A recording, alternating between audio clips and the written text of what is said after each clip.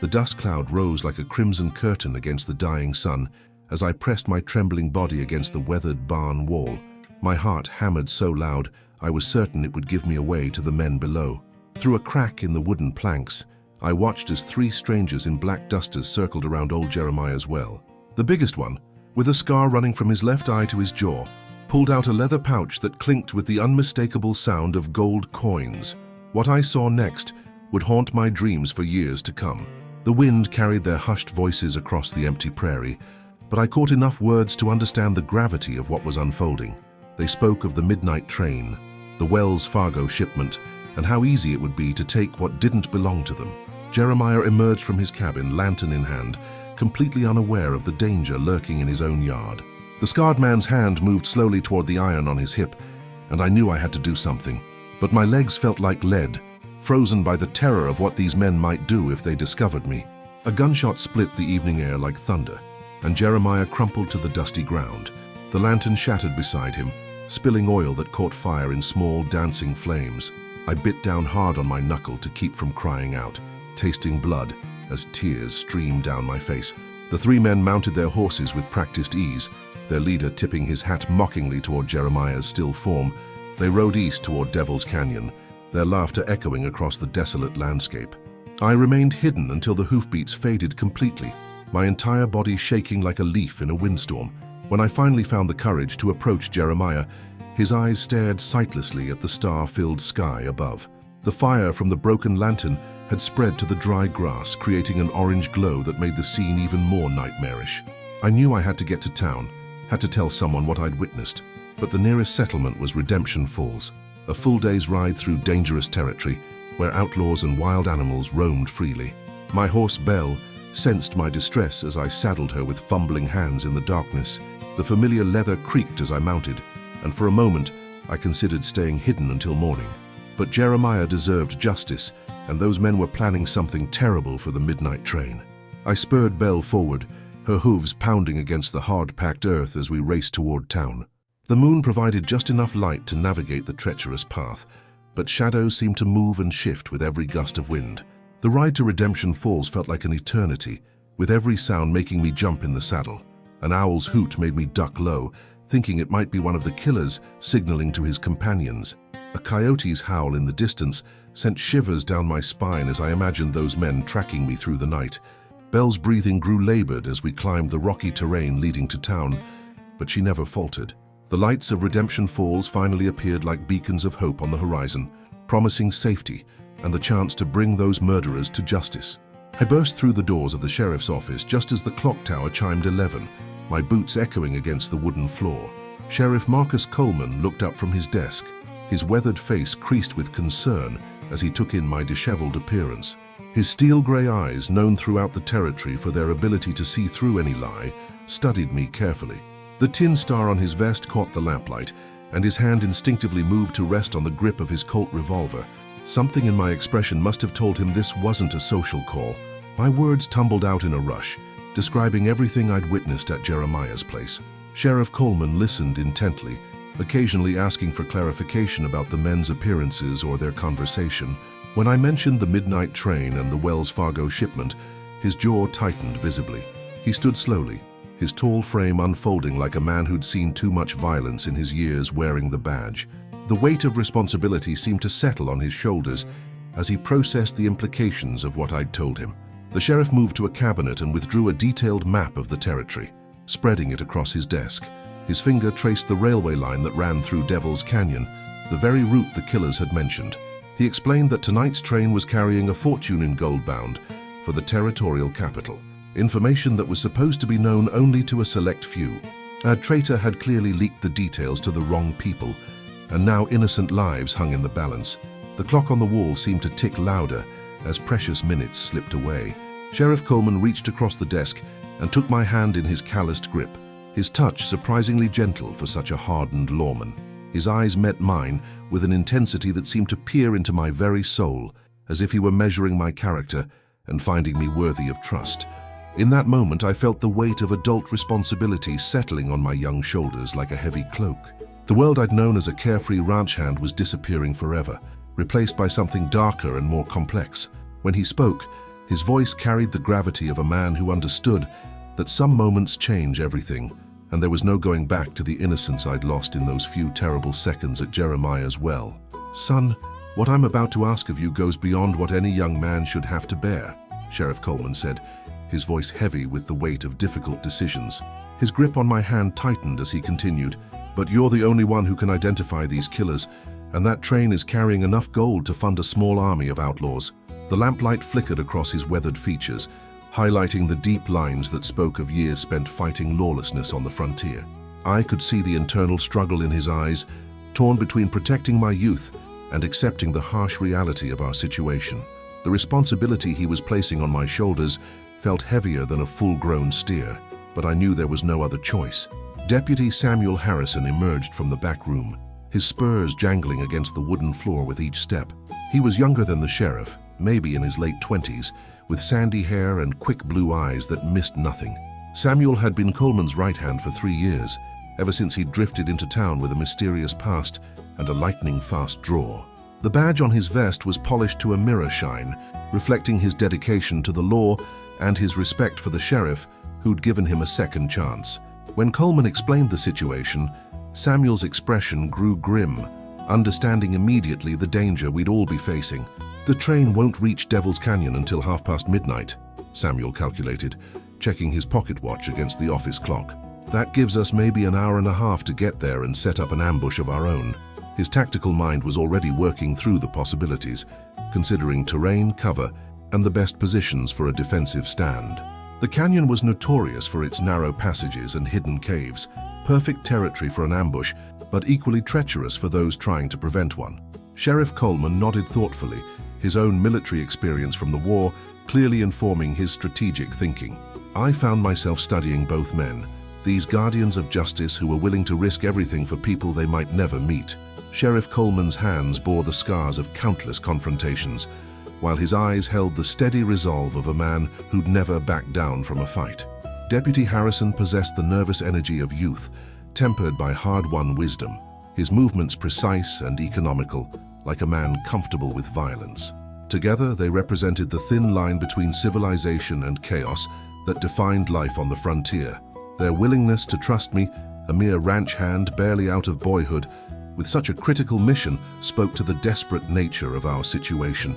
"There's something else you need to know," the sheriff said, moving to his desk drawer and withdrawing a yellowed telegram. This arrived 2 days ago from the Territorial Marshal's office, warning about a gang led by a man called Scar Thompson. The description matched perfectly with the scarred leader I'd seen at Jeremiah's place, confirming my worst fears about the caliber of men we were dealing with. Thompson was wanted in 3 territories for robbery, murder, and worse crimes that decent folk didn't speak about in polite company. The reward on his head was substantial enough to tempt bounty hunters from as far away as California, yet none had succeeded in bringing him to justice. Samuel checked his rifle methodically, working the lever action to ensure smooth operation, before loading it with practiced efficiency. "Thompson's gang has hit 4 trains in the past 6 months, he explained, while cleaning the weapon's barrel. "They're smart, ruthless, and they don't leave witnesses behind to testify against them." The implications of his words hung heavy in the air, reminding me of how close I'd come to sharing Jeremiah's fate. My mouth went dry as I realized these weren't ordinary desperados driven to crime by desperation, but calculated killers who treated human life like an inconvenience to be eliminated.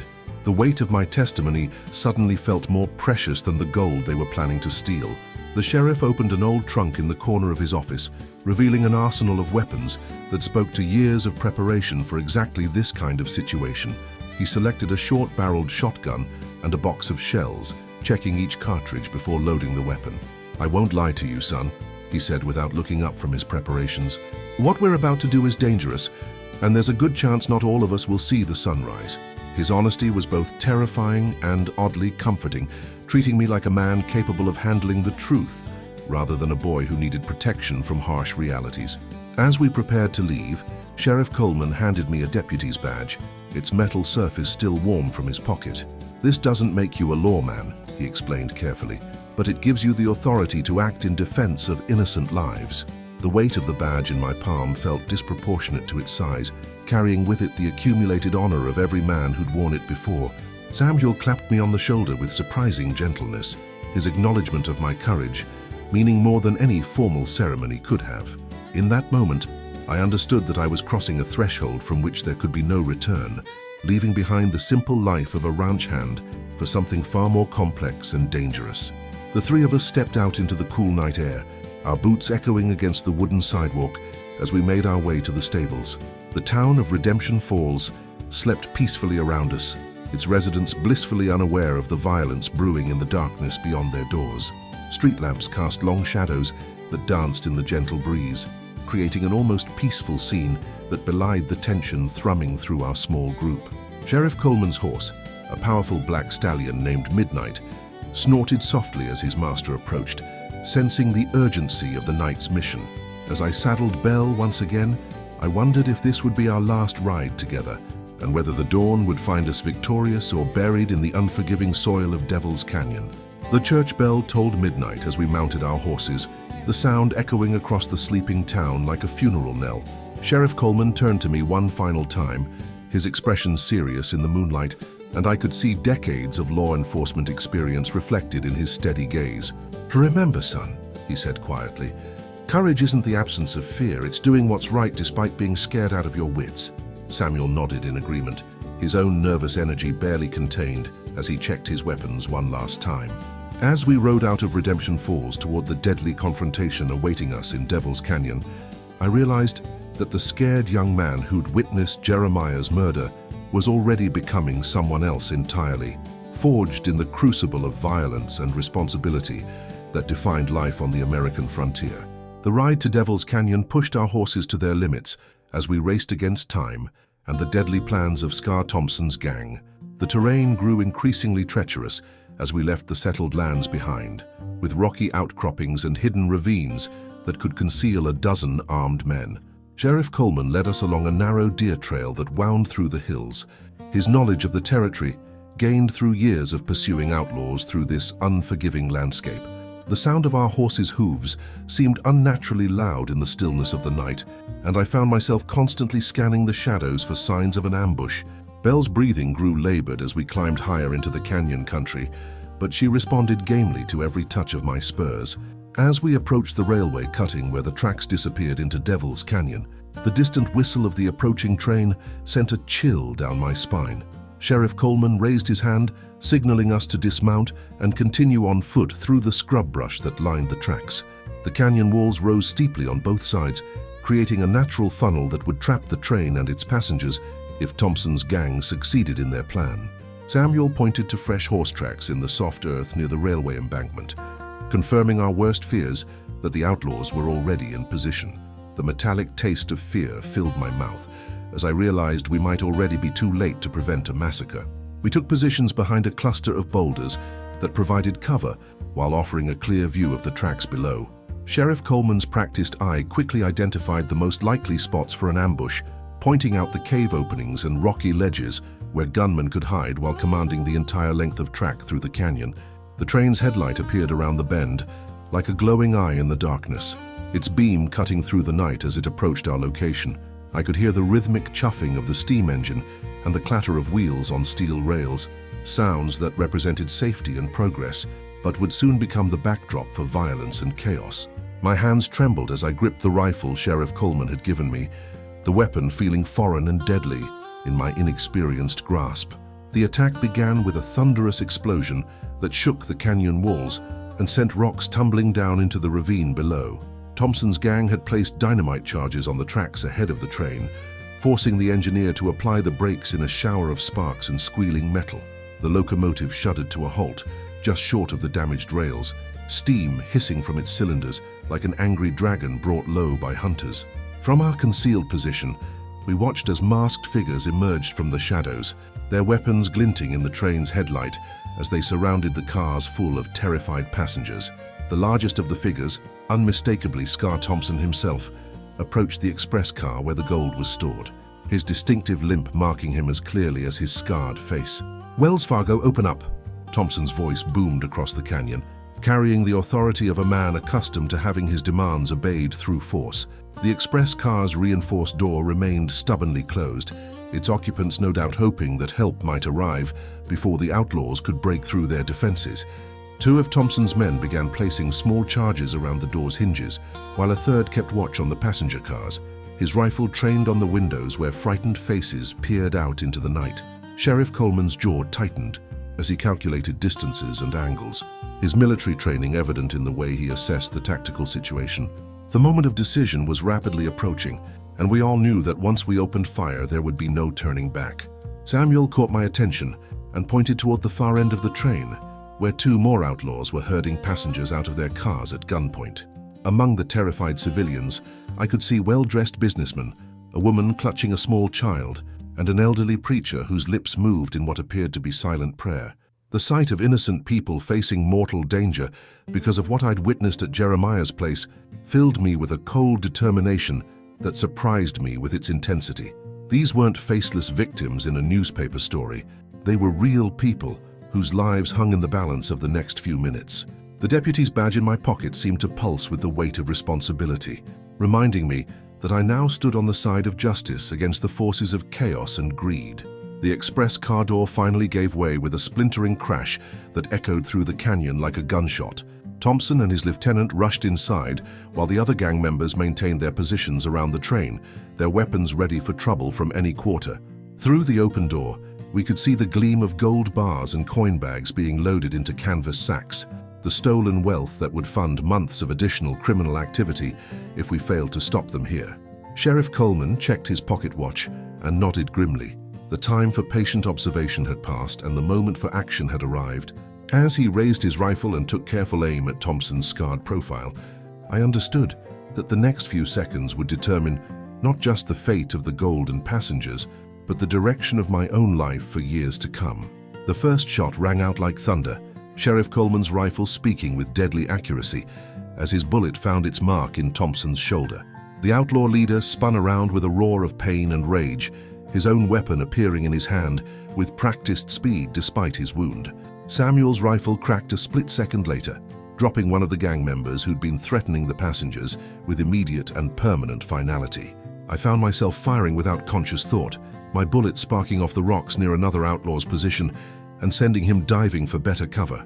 The battle was joined in earnest now, with gunfire echoing back and forth between the canyon walls like rolling thunder, and the peaceful night transformed into a scene from the depths of hell itself. The outlaws' initial surprise quickly gave way to organized resistance as they took cover behind the train cars and returned our fire with interest. Bullets whistled overhead, chipping fragments from the rocks that sheltered us and filling the air with the acrid smell of gunpowder and fear. Thompson, despite his wounded shoulder, rallied his men with shouted commands and curses that would have made a cavalry sergeant blush with shame. I watched in fascination and terror as Sheriff Coleman moved from position to position like a man half his age, his rifle never seeming to miss its intended target. The sound of ricocheting bullets and splintering wood created a symphony of violence that would haunt my dreams for years to come.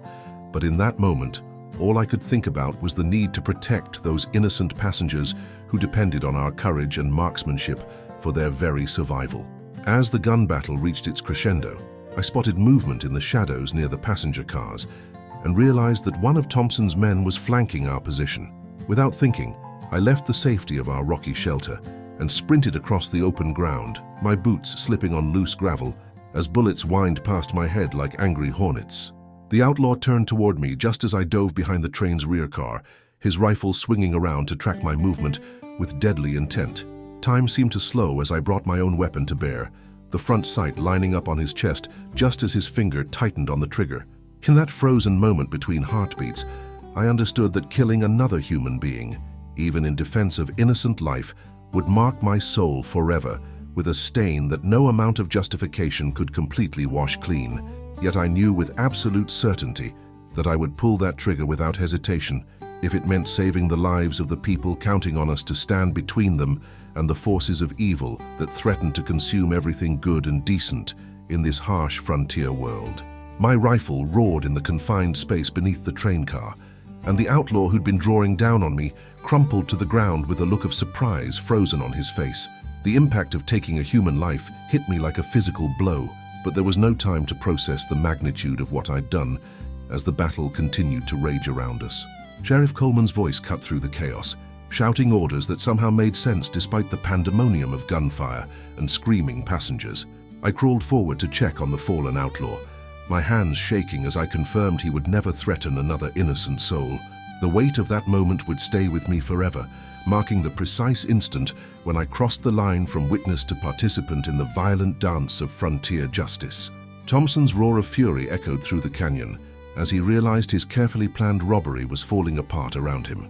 Blood streamed down his left arm from Sheriff Coleman's bullet, but his gun hand remained steady as he directed his remaining men in a desperate fighting retreat toward their horses. Two of his gang lay still in the dust beside the express car, their dreams of easy wealth ended by Samuel's deadly accurate rifle fire. The passengers huddled in terror behind the train's heavy wheels, their well-dressed forms a stark contrast to the violence exploding around them, like some nightmare vision of the civilized world meeting raw frontier brutality. Through it all, the train's headlight continued to cut through the darkness, illuminating the scene like some macabre stage play where death was the only guaranteed outcome. Samuel appeared at my side like a guardian angel, his young face streaked with gun smoke and grim determination. "You did good, son," he said simply, reloading his rifle with movements so practiced they seemed automatic. His acknowledgement meant more to me than any formal commendation could have, coming from a man who'd proven his courage under fire countless times. Together we watched as Sheriff Coleman advanced on Thompson's position with the methodical precision of a veteran lawman who'd survived too many gunfights to be careless now. The outlaw leader's eyes blazed with hatred and desperation as he realized his escape routes were being systematically cut off by men who understood this deadly game better than he did. The final confrontation came as Thompson made a desperate break for his horse, his wounded arm hampering his movements, but his determination undiminished by pain or the prospect of capture. Sheriff Coleman stepped into the open, his tall figure silhouetted against the train's headlight like some legendary gunfighter from the stories told around campfires. "It's over, Thompson," he called out, his voice carrying the authority of justice itself across the blood-soaked canyon floor. The scarred outlaw whirled around, his gun coming up in a draw that would have impressed even the most jaded observer of such matters. For a heartbeat that lasted an eternity, the two men faced each other across 20 yards of empty ground, representatives of order and chaos in their eternal struggle for dominance. Both guns fired simultaneously, the twin reports blending into a single thunderclap that seemed to shake the very foundations of the earth. Thompson's bullet whistled past Sheriff Coleman's ear, close enough to burn the skin, but not close enough to end the lawman's long career. Coleman's shot found its mark dead center, lifting the outlaw leader off his feet and sending him crashing backward against the canyon wall where he slid slowly to the ground. His reign of terror finally ended. The remaining gang members, seeing their leader fall, threw down their weapons in surrender, their faces pale with the knowledge that they would soon be facing justice in a territorial court. The sudden silence that followed seemed almost as deafening as the gunfire had been, broken only by the gentle hissing of steam from the locomotive's cylinders. As dawn broke over Devil's Canyon, painting the rocky walls with shades of gold and crimson, we helped the grateful passengers back aboard their train. The woman with the small child pressed a locket into my hand, with tears streaming down her face, whispering thanks that seemed inadequate for what we'd all endured together. The elderly preacher offered a blessing over the bodies of the fallen outlaws, reminding us that even evil men deserved prayers for their souls in whatever judgment awaited them. Sheriff Coleman supervised the loading of Thompson's body into the baggage car, his weathered face showing the weight of another violent resolution to another lawless act. The gold remained secure in the express car, its intended destination unchanged, despite the night's dramatic events. The train departed Devil's Canyon with a mournful whistle that echoed off the stone walls like a farewell to innocence itself. Sheriff Coleman, Samuel, and I mounted our tired horses and began the long ride back to Redemption Falls, each of us lost in private thoughts about what we'd witnessed and participated in. The deputy's badge in my pocket had somehow transformed from a temporary symbol into something permanent, a reminder of the moment I'd chosen to stand with the forces of law and order against the chaos that constantly threatened frontier life. Belle seemed to sense the change in me, her gait more measured and thoughtful as we picked our way along the rocky trail home. Behind us, Devil's Canyon returned to its natural silence, giving no hint of the violence that had scarred its ancient stones. Back in town, the story of our confrontation with Thompson's gang spread like wildfire through the streets and saloons of Redemption Falls. But for me, the real story was much quieter and more personal. The moment when Sheriff Coleman had taken my hand and changed the entire trajectory of my life. What had begun as a simple witness to murder had evolved into something far more complex, a calling to serve justice in a land where the line between civilization and wilderness remained constantly in dispute. The scared young ranch hand who'd hidden behind Jeremiah's barn seemed like a stranger now, replaced by someone harder but not necessarily wiser, marked by violence but dedicated to preventing it whenever possible. 6 months later, I wore a real deputy's badge as I patrolled the streets of Redemption Falls under Sheriff Coleman's patient guidance. Samuel had been promoted to head deputy, his quick thinking during the train robbery earning him the respect of everyone in the territory. We'd all learned that heroism wasn't a single moment of courage, but a daily choice to stand between innocent people and those who would harm them. Jeremiah's murder had been avenged, but more importantly, his death had served as the catalyst for something larger.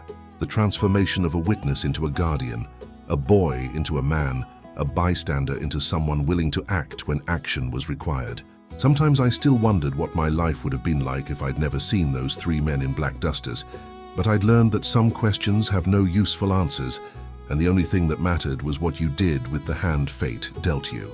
Every evening as I made my final rounds through town, I paused at the spot where Sheriff Coleman had first taken my hand and changed everything. The memory of that moment remained as vivid as the day it happened, a reminder that life can pivot on the smallest gestures, and that sometimes the most important journeys begin not with a single step, but with the willingness to trust a stranger who sees something in you that you don't yet recognize in yourself. In the distance, the train whistle sounded as the evening express made its way safely through Devil's Canyon, protected now by the knowledge that there were still men willing to stand guard over the fragile flame of civilization in a world that seemed determined to extinguish it. And I knew, with the certainty that comes from having faced the darkness and emerged intact, that as long as there were sheriffs like Marcus Coleman willing to take the hands of frightened young witnesses and transform them into guardians of justice, the light would never truly be extinguished from this harsh but magnificent frontier land.